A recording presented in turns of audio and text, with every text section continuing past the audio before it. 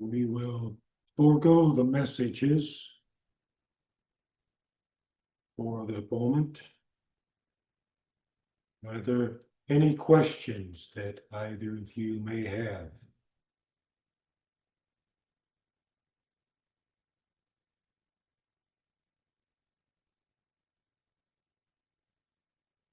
Then I will proceed with today's lesson.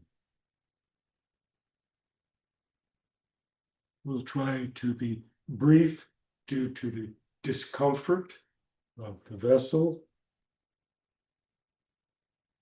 I am someone a bit different than whom you are accustomed to.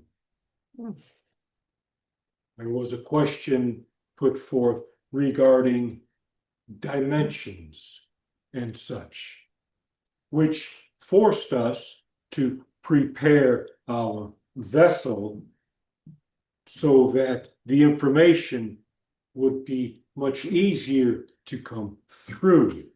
It helps if the vessel is somewhat primed, as one might say. And in this instance, dealing with dimensions and such, your definition of dimensions is incorrect, because dimensions and realms and reality, all of that is dependent upon the individual. And with each individual, it is tied to perception and interpretation. Are you with me so far? Yes. So, with that in mind, all that you experience, dream, meditation, imagination, fantasy, all of that can be construed as dimensions, realms, experiences. However, I feel that the more correct inquiry would be more along the lines of what is it like to exist in a reality that is different from this one? Am I correct in that assumption? Yes. The easiest way to explain this is to use the vessel as an example. In order for me to come through, there must be a level of acceptance. And with that level of acceptance, the consciousness or mind, whichever term is easiest for you to relate to, has to, in a sense, vacate the vessel. Consciousness is a field of energy. Are you with me so far? Yes. Yes, yes, yes. Yes. Yes. So the question would come to us having no corporeality. How would we exist? Because our experience of what you call the spirit realm is no different than your experience here. Is your experience the same as the others? No. No. No. Therefore, each of us souls, as you call us, our experience of what you refer to as the spirit realm would be different. Therefore, we can only relate to you our perspective and our interpretation of the given environment. I know this is kind of scientific stuff here. I'm trying to break it down a little bit so it's much easier for you to consume. So are you with me so far? Yes.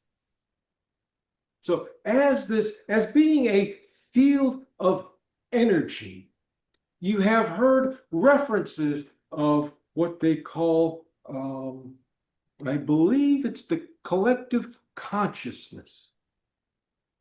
Yes? Yes. Yes. Thank you.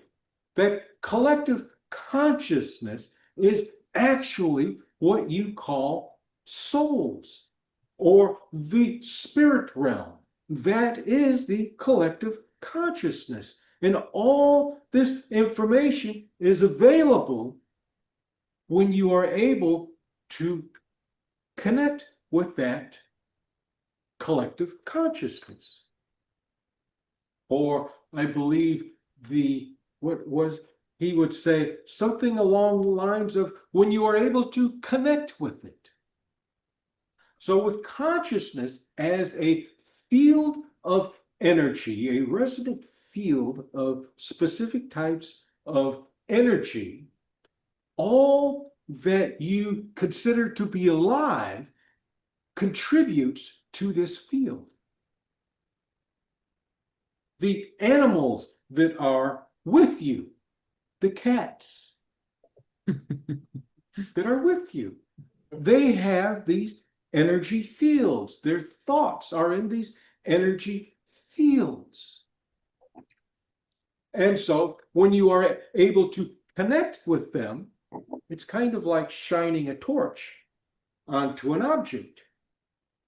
But when you are able to connect with them, the communication is usually quite crude because you don't know their language and they have a rudimentary understanding of your language, so it's crude there. Now, many of you enjoy what is referred to as science fiction, where you imagine these other planets with life of its own. And therefore, the rules are the same because they are in the same universe. And therefore, physics, sciences are relatively the same no matter where you go, what planet you are upon, what culture you happen to be tasting. Science is pretty much all the same. So their consciousness is also a field. And it's part of this collective consciousness. We all contribute to it. We add to it, we draw from it. Are you with me so far? Yes. Now, what is it like to exist there? I cannot tell you because I do not know how to describe it. Perhaps if you were to question the vessel as to what he experiences during these teachings, perhaps he can give you an idea. But again, it's all going to be from his perspective. Now, perception is key when you are in a corporeal environment. Because when you are in an energetic environment, you tend not to see objects. You see signatures. Are you with me so far? Yes. Good, good. So you see signatures. While I am partially within this vessel, I feel this lectern. But when I am not within this vessel, I feel its energy, as you would put it. Its field is what I feel. And that is typical of all that exists. That field. How is it that a blind person can walk down an alley and not trip over anything? They have become sensitive to those fields. Not everyone can do that. It takes great focus. focus of mind or focus of senses, however you choose to describe it. Discipline is a good description. It takes discipline to be able to do that. And every so often, if you want to investigate this yourself, just calm your mind, because it's filled with all this daily chatter of corporeality. And don't feel bad, because incorporeality has its own level of chatter that we must deal with as well. So if you can quiet your mind of that chatter and everything, just kind of pick your hand up, or better yet, if you have a cup, a glass, or some object like that, just casually pick it up and bring it close to you, but do it very slowly, because I would not want you to injure yourself. You would feel very embarrassed if you were to spill your water all over the front of your blouse. So do it very slowly and try to feel that field there. Sense that field there. I believe you had some exercises some time ago about sensing the field of inanimate objects. Let me see here. We have this one right here. So you would typically, as you bring it close to you, you would begin to focus on that field. Quiet your mind, and there it is.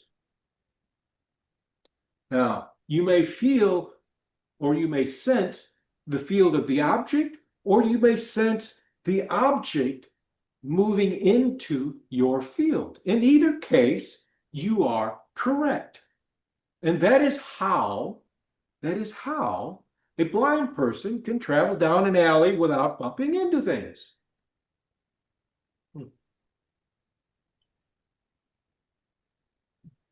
Anyway, let me see here. Are there any questions? Are you with me so far? Yes. Yeah. Yep. Yep. Good, good. Does this satisfy your curiosity, or is there more? It does. There's always more. That's true. Well, there may be always more. However, right now, Okay, here's a question for you. yes. From my personal experience, so I was outside in the very early morning looking for meteors, and I was watching the planets. And I just get lost when I'm looking at the night sky, but I thought I saw light emanations that I thought was from what we call the northern lights. But then I realized they were in front of me. They were just within a few feet of me. Mhm. And I would just like to know what that was, who they were. Oh, all right. So, are you familiar with the tales about, what do they call them? Oh, yes, fairies and trolls and gnomes and all of that? Yes. Well, they all come from similar experiences. And again, remember when I began, it is all got to do with your perception and interpretation. Or maybe I should say your perception and how you choose to understand what you experience. Now, many people have referred to fairies as having wings and fluttering about as bright lights and such. And that could easily be what you experienced, what some people would call fairies, or what you might call spirits. Hmm. I know it sounds rather simple and everything. However, you have to understand, you are relatively blind to all the different folds, because existence takes place within each other. We get deeper into the sciences here, especially what's going on now, the explorations about what is happening right now with the quantum realm and the fascination with the quantum realm. They're finally making some decent discoveries here.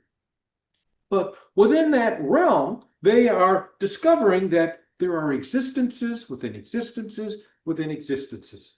Atoms. You're all familiar with atoms, correct? Yes. Okay. Can you see an atom of air? Can you see a molecule of air? No. No. You're blind to it. It's just the way you were created. Nothing to feel bad about or anything, yet nevertheless it exists. Yes?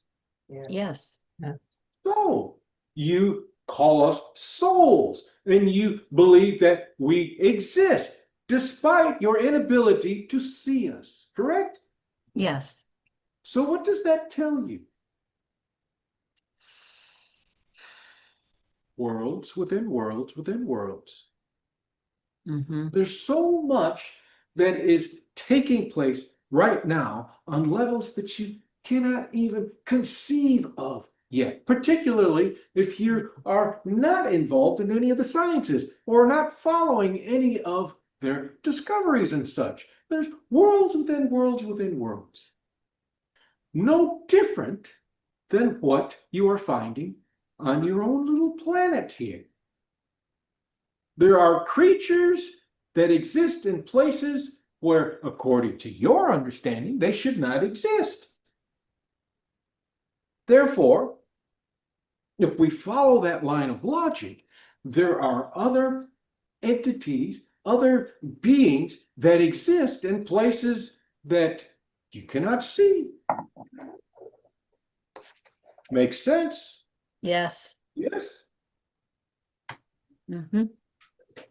So nature, see, this is the interesting thing. And this is the nice thing about tapping into these vessels, because sometimes they make some interesting, I won't say discoveries, but inferences. Because if they were discoveries, then they would be correct. But inferences are, yeah, maybe. So, anyway, as I was getting here, let me see here.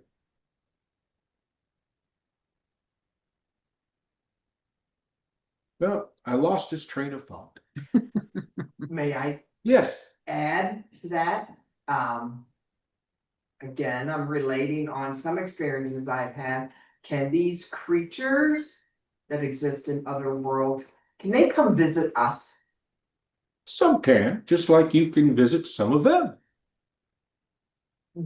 Am I visiting them in dreams or in meditation? What do you think? Oh, I must be. Exactly. But when I'm not in a dream, when I'm awake Yes. and I have seen something Yes. that my world does not describe to, Yes. that was a visitor, was it not? Was it? Well, it must have been. Well, there you go. What were we just talking about? Consciousness. What is consciousness? Awareness. Well, knowledge, right, intellect, thinking. Field of all the above. energy. Look at your notes. Field of energy. Yes, thank you. Field of energy. There you go, Sandy. It's a field of energy. It's resonant energy. Do you know? And now this was something interesting that he read a while ago about swine. And the brain of a swine, after being butchered, was reactivated. However, when they reactivated it, the neurons within the swine's brain did not fire in a cohesive pattern. It just fired randomly. So, with that in mind, okay, consciousness is a resonant field of specific types of energy that work together. And they are generated through thought patterns. Now, that's hard to explain because the science is not there yet.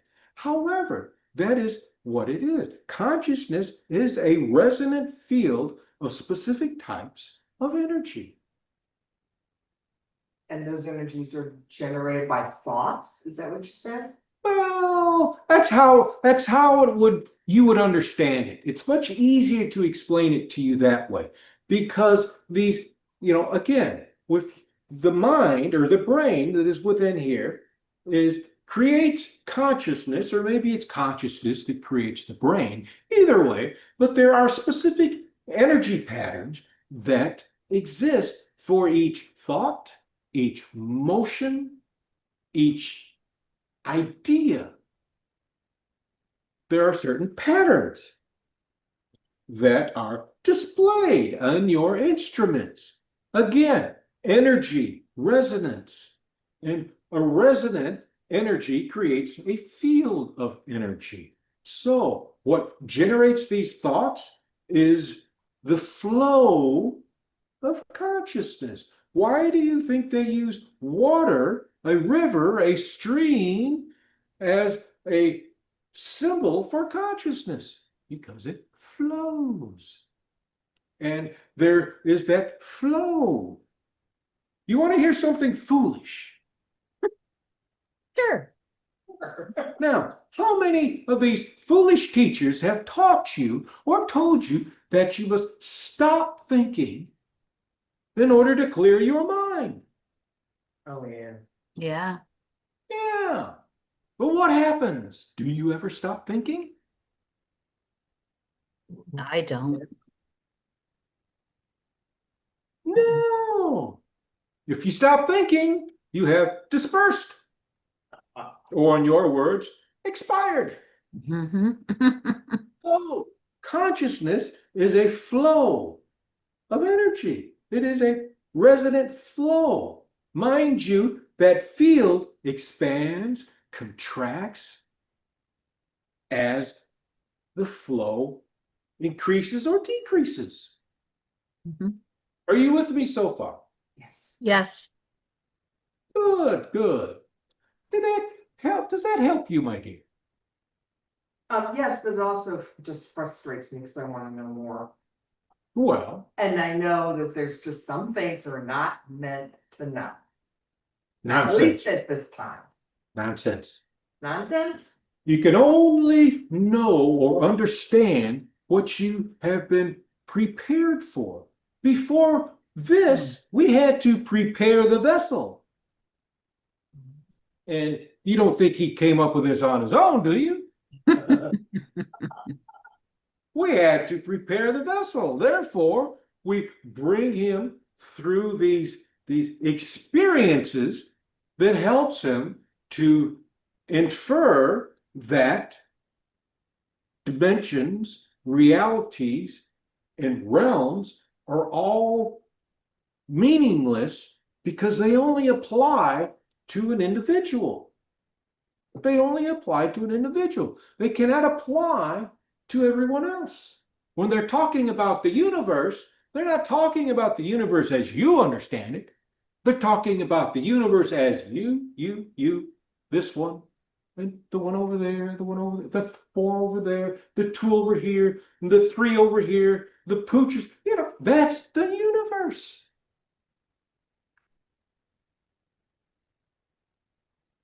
Make sense for you? Yes. Yes. So you can only understand what you have prepared yourself to understand. Of course, this vessel figured it out a long time ago. Why do you think he reads constantly? Aside from having to fill up time. So if you want to expand your knowledge you have to do what? The preparation. Preparation. And how do you prepare? Oh my gosh. Study. Study. Yes. Experiment. Experiment. Yes. Observe. Look around you. Yes. All those things. You can only understand what you are prepared to accept. If you're not prepared to accept, then you will never understand. Just look around you. All these people here. They're not prepared to accept. The only thing they want to accept is themselves. Why do you think they insist on conformity? Oh, oh yeah. Yeah. No. The only ones they want to admit to is themselves. Mm-hmm. Yeah. So, what does that mean you're going to start doing if you want to learn about something? How is it that he puts it? Ask a question and then go find the answer. Yeah. Yeah. And the tools that they are developing now are making it far easier for you to go find answers. Of course, you have to, again, separate the wheat from the chaff. Mm-hmm. So, any thoughts or comments? Boy, hey, it's starting to sound like him. I was about to say the same thing. I thought it. Yes. So, any questions? I, mm-mm. No? Did you No. enjoy coming today? Coming here today? Oh, I always enjoy coming anywhere. I like the sound of my voice. I like to share thoughts and ideas. Do the narrowness that is so prevalent among your kind, it's not just limited to this world or this reality, this dimension, this perception. It's not just limited here. It's all over. Okay. It's all over. And, oh, yes. The natural principle of association. You only go where you feel comfortable. Mm-hmm. So, I hang around this one periodically. So do others. Sometimes it gets quite crowded because he really delves into some really deep stuff. Why do you think he gets these headaches? They're not headaches. They're these neurons that are trying to develop new pathways. Mm. Oh. Is what it's in that field of energy. And when that field of energy here is moving through this matrix, as you would put it, okay, it can't, they tell you that when we are in the spirit realm, you move at the speed of thought. Well, that's not entirely true. First, you have to know how to think to get. And the only way you get there is to develop new pathways.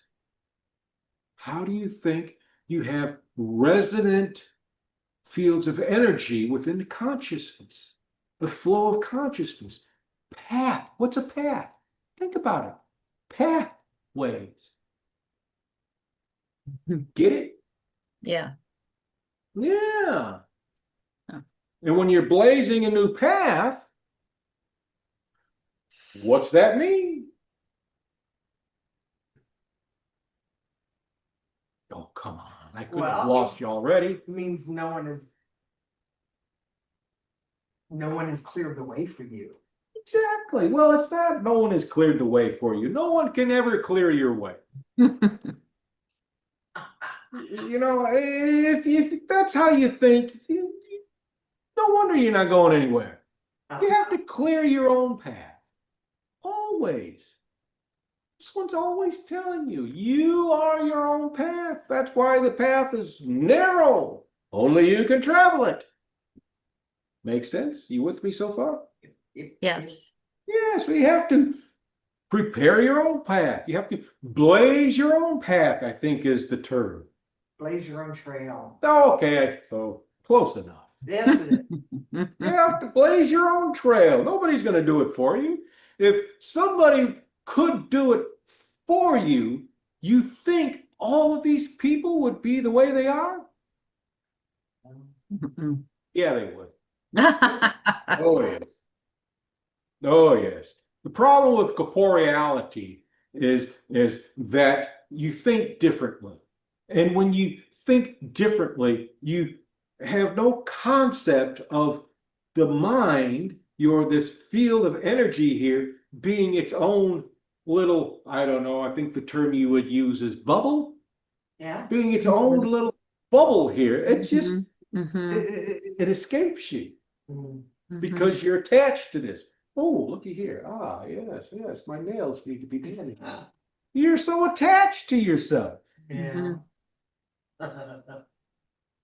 And when you get attached to yourself, well, it's just another way of saying you're full of yourself.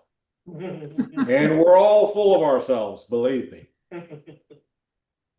Yeah. So no, they would probably be no different. You have to have an interest.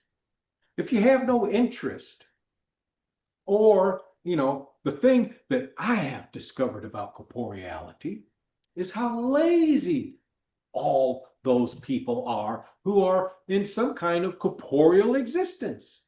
They rely on everybody else.